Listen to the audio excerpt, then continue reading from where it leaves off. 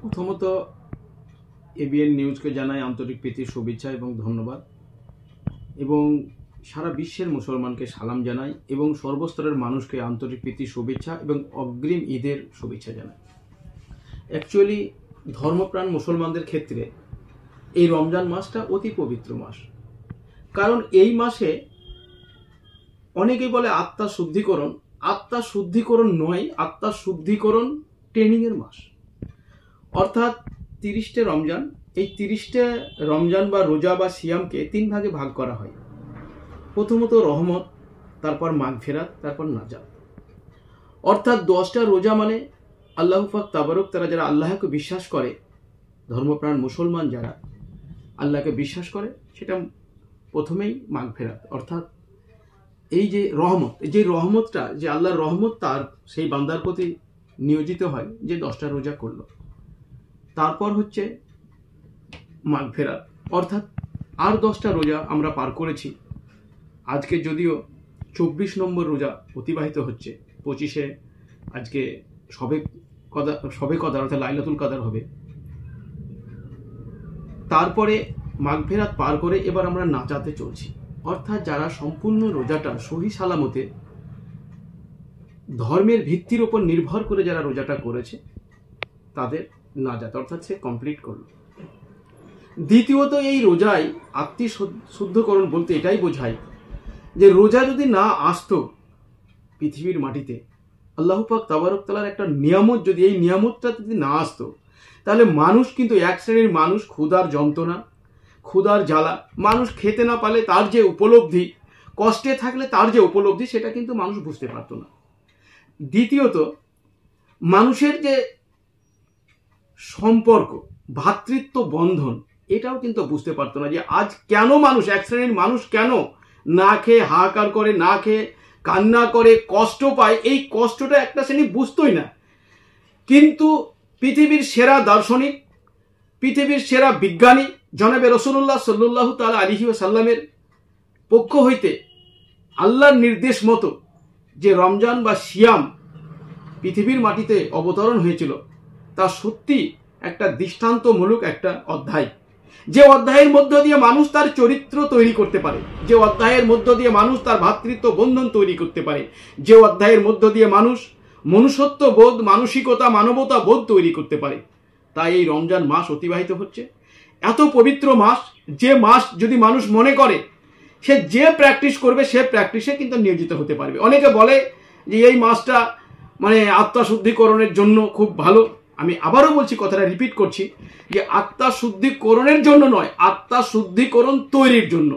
অর্থাৎ আমরা 11টা মাস যে ভালোভাবে চলবো, সেই ভালোভাবে চলার ট্রেনিংয়ের মাস হচ্ছে এই রমজান মাস। তাই এই রমজান মাস থেকে সর্বস্তরের মানুষকে আমরা সম্প্রীতির বার্তাতে চাই। সম্প্রীতির বার্তাটা এইরকম দিতে চাই যে আমরা ভারতবাসী, এটা আমার গর্ব যে বিভিন্ন জাতি, ধর্ম, বর্ণ, ভাষা দিক দিয়ে এই ভারতবর্ষ সুসজ্জিত। যেহেতু এই জায়গায় আমরা হিন্দুস্থান বা ইন্ডিয়ান সিটিজেনের মধ্যে পড়ি, তাই এই ভারতবাসী, আমরা ভারতবর্ষের মানুষ, আমাদের জন্মভূমি এটা। তাই এই জন্মভূমির সর্বস্তরের মানুষকে আমরা এই রমজানের মধ্য দিয়ে তাদের সঙ্গে প্রীতি বিনিময়, সম্প্রীতি বিনিময়, সাম্প্রদায়িক সম্প্রীতি, ভ্রাতৃত্ব বিনিময় আমরা করছি এবং করি। এবং এর মধ্য দিয়েই আবারও আমি বলবো, জানাবে রাসূলুল্লাহ সাল্লাল্লাহু আলাইহি ওয়াসাল্লাম আজ থেকে 1500 বছর আগে মানুষের সঙ্গে চলার যে সম্প্রীতি তিনি শিখিয়ে দিয়ে গেছেন।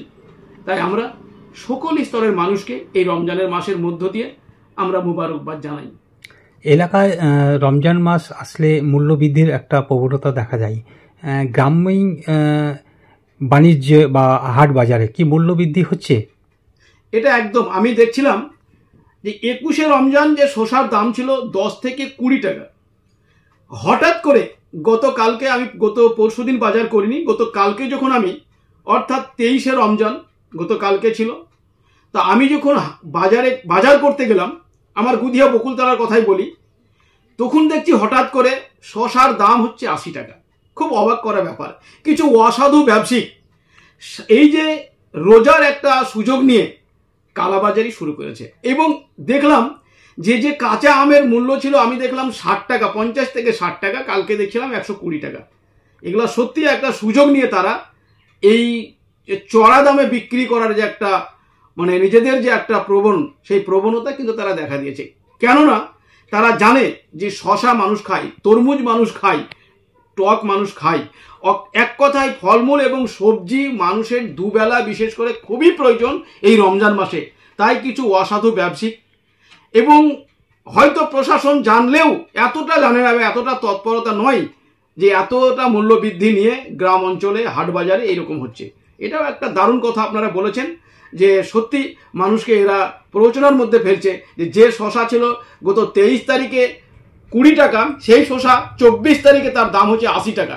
যে তরমুজ ছিল 20 টাকা, সেই তরমুজের দাম 40 টাকা। এবং যে কাঁচা আম ছিল, বাইরের যে একটা কালো কলাবতী কাঁচা আম আসছে, সেই আমটার দাম ছিল 50 টাকা, গতকালকে দেখছিলাম 30 টাকায় 250, অর্থাৎ ওটাও 120 টাকা। তাহলে এখান থেকে বোঝা যায় যে রমজানের সুযোগ নিয়ে কিছু অসাধু ব্যবসায়ী এটা কিন্তু কালোবাজারি করছে। মুর্শিদাবাদ জেলায় টাস্কফোর্স বাজার নিয়ন্ত্রণের জন্য নিয়োগ করা আছে, তাদের ভূমিকা বিষয়ে আপনার প্রতিক্রিয়া? তাদের ভূমিকা থাকলেও হয়তো তারা ভাবছে ঠিকঠাকই আছে, কিন্তু তারা সব জায়গায় হয়তো খোঁজ খবর নিচ্ছে না। টাস্কফোর্স যে বাজার নিয়ন্ত্রণ, তাদেরকে আমরা আবারও এটা বারবার আমরা ওনাদের গোচরে দিতে চাইছি এই সংবাদ মাধ্যমের মধ্য দিয়ে, কিন্তু আমরা এখন পর্যন্ত দেখিনি যে তারা এই বিষয়গুলো নিয়ে। নাকুরতলাতে একটা সবজির একটা বিশাল বাজার, ফলমূলের একটা বিশাল বাজার, এবং আমাদের গুদিয়াটা একটা জনবহুল এলাকা যেখানে প্রায় 20,000 মানুষ বাস করে, যে গ্রামে প্রায় 10টা বুথ। এইরকম গ্রামগঞ্জে যখন এইরকম মূল্য বৃদ্ধি হয়, আমি মনে করি বাজার নিয়ন্ত্রণ কমিটির বা বাজার নিয়ন্ত্রণ কর্তৃপক্ষদের এখানে হস্তক্ষেপ করা দরকার। কিন্তু এই হস্তক্ষেপে আমার মনে হচ্ছে কোনো একটা জায়গায় গাফিলতি আছে।